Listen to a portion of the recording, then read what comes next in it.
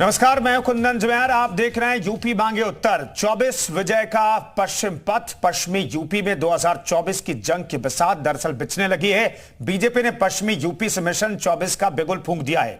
अब की बार पश्चिमी यूपी में महामुकाबला देखने को मिलेगा, क्योंकि 24 की जंग से पहले पश्चिम की सियासी पिच पर रणबांकुरे उतर चुके हैं। एक तरफ तो जयंत चौधरी मिशन 24 में लगे हैं, तो दूसरी तरफ बीजेपी का मिशन 80 और 80 के टारगेट को हासिल करने के लिए पश्चिमी यूपी की मोर्चेबंदी, और इसके लिए खुद सीएम योगी ने मोर्चा संभाल लिया है। लोकसभा चुनाव के लिए पश्चिमी यूपी और ब्रज क्षेत्र में जमीनी स्तर पर संगठन को मजबूत करने के साथ साथ ज्यादा से ज्यादा मतदाताओं तक पहुंचने का खाका खींचा जा रहा है। विपक्ष के जातीय समीकरण को ध्वस्त करने के लिए बीजेपी ने एक बार फिर से हिंदुत्व कार्ड को धार देना शुरू कर दिया है, और इसी के तहत मथुरा पहुंचे हैं मुख्यमंत्री योगी आदित्यनाथ। आज सीएम योगी भगवान श्री कृष्ण की नगरी मथुरा में मौजूद थे और वहां पर 208 करोड़ की योजनाओं का शिलान्यास और लोकार्पण किया है। वहीं रेल मंत्री अश्विनी वैष्णव भी शाकुंभरी देवी की धरती सहारनपुर में चुनावी माहौल बनाते नजर आए। यहां पर भी कई योजनाओं को लेकर के उन्होंने खाका खींचा है। तो दिल्ली फतेह में पश्चिमी यूपी का रोल अहम रहने वाला है। इसी मुद्दे पर करेंगे आज की बहस, लेकिन उससे पहले आपको दिखाते हैं एक रिपोर्ट।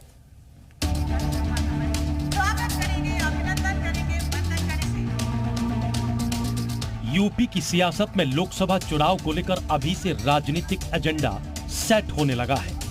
बीजेपी हिंदुत्व के मुद्दे पर सियासी बिसात बिछा रही है, तो सपा कास्ट पॉलिटिक्स को धार देने में जुटी है। सपा प्रमुख अखिलेश यादव जातिगत जनगणना को लेकर सड़क से लेकर सदन तक में मुखर हैं और गांव-गांव में माहौल बनाने के लिए कार्यक्रम कर रहे हैं। सपा के इस दांव को बीजेपी ने हिंदुत्व के कार्ड से काउंटर करने की रणनीति बनाई है।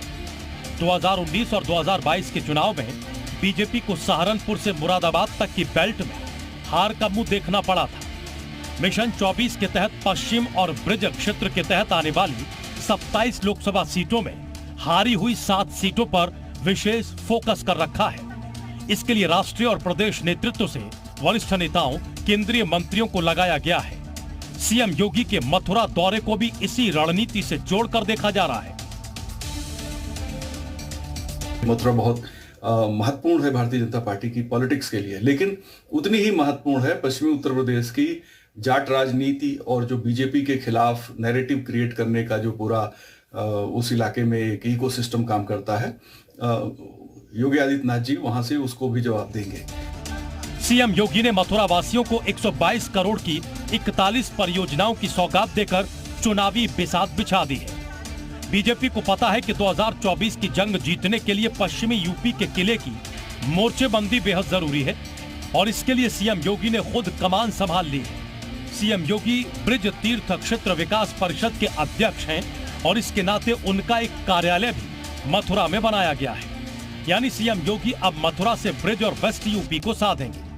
अखिलेश यादव और जयंत चौधरी के साथ आने के बाद से वेस्ट यूपी का बीजेपी का समीकरण उसके अनुकूल नहीं रहा। किसान आंदोलन को लेकर जाट बिरादरी पहले से बीजेपी से नाराज है, और अब पहलवानों के विरोध प्रदर्शन ने इस नाराजगी को और भी उग्र बना दिया है। ऐसे में बीजेपी मथुरा को सियासी धुरी का केंद्र बनाकर ब्रिज और वेस्ट यूपी को साधने की कोशिश में जुटी हुई है। ब्यूरो रिपोर्ट, जी मीडिया।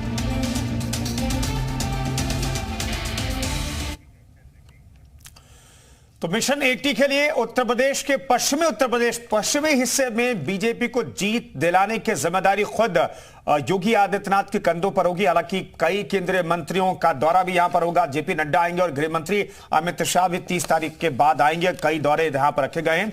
बीजेपी को पता है कि मिशन 80 को अगर आपको कामयाब बनाना है तो इसके लिए पश्चिम की हारी हुई 7 सीटें, जो हालांकि एक सीट तो रामपुर की सीट वापस उपचुनाव में बीजेपी जीत गई, लेकिन इन 7 सीटों पर बहुत ज्यादा फोकस दिखाई दे रही है बीजेपी।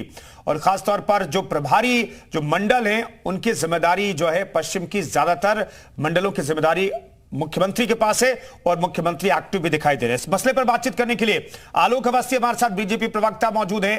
अभिषेक राय प्रवक्ता समाजवादी पार्टी के हमारे साथ जुड़ेंगे, वो भी तस्वीर में दिखाई देंगे। रोहित अग्रवाल हमारे साथ प्रवक्ता आरएलडी के मौजूद हैं, और प्रेम कुमार जी हमारे साथ राजनीतिक विश्लेषक मौजूद हैं। तमाम मेहमानों का स्वागत है।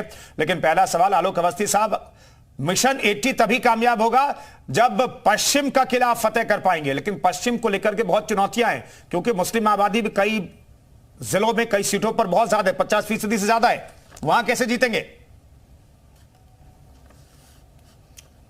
देखिए, भारतीय जनता पार्टी लगातार 24/7 365 दिन जनता के बीच में काम कर रही है और लगातार गरीब कल्याण की योजनाओं को लेकर के जो प्रधानमंत्री मोदी जी ने चलाई हैं, योगी जी इसको लेकर जमीन पर जा रहे हैं, कानून व्यवस्था को सुधार के रखा हुआ है और साथ ही साथ प्रदेश को एक नई ऊंचाइयों पर ले गए हैं। आज उत्तर प्रदेश देश के अंदर दूसरा सबसे बड़ा राज्य हुआ है जो अपना आर्थिक योगदान जो है जीडीपी के माध्यम से देश के कल्याण को दे रहा है। ये छोटी मोटी घटना नहीं है। यूपी के पहले एक बीमारू राज्य के रूप में गिना जाता था, अपराधियों दंगाइयों से ग्रस्त राज्य से गिना जाता था, लेकिन उसकी परिभाषा बदली है।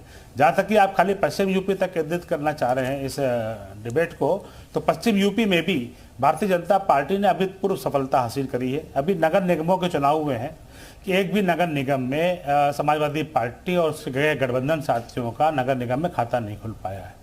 वहीं आपने देखा होगा कि समाजवादी पार्टी ने 2 बार प्रयोग किए, एक बार कांग्रेस के साथ प्रयोग किया विधानसभा चुनावों में, वहाँ पे उसको मुक्की खानी पड़ी और 5 सीटें लोकसभा जब लड़ी जब वो 5 सीटें लोकसभा की पाई थी और विधानसभा में बिल्कुल हाशिए पे पहुंची थी।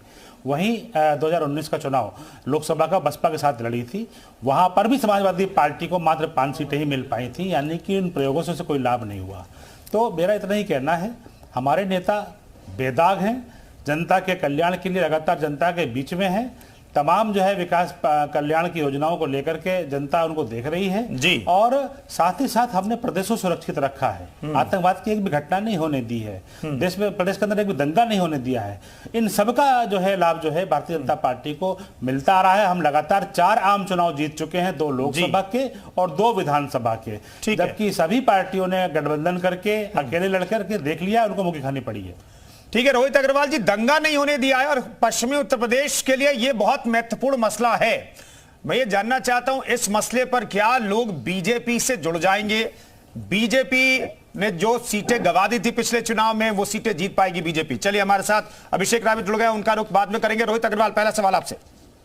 नहीं, देखिए, मैं बड़ा अचंभित हो जाता हूं जब भारतीय जनता पार्टी के नेता इस तरीके से कहते हैं कि 2017 से पहले उत्तर प्रदेश सिर्फ दंगा राज था। और मुझे लगता है आलोक अवस्थी जी भी उत्तर प्रदेश से स्वयं आते हैं, वो उत्तर प्रदेश के अंदर पढ़े लिखे बड़े हुए, भारतीय जनता पार्टी ऐसी पार्टी के प्रवक्ता बने, एक बड़े नेता बने, और उसके बाद अगर वो इस तरीके की भाषा का प्रयोग करते हैं तो मुझे बड़ा अचंबा होता है। यही हाल इनके राष्ट्रीय अध्यक्ष का है कि वो बयान देते हैं कि 2014 से पहले भारत जो है घुटनों पे चलने वाला था। तो मुझे लगता है अपने देश और अपने प्रदेश का अपमान करके इनको अगर आत्मसंतुष्टि मिलती है, उसी से इनको लगता है कि राजनीतिक रोटियां ये सेक सकते हैं, तो ये कहीं ना कहीं शर्मनाक है।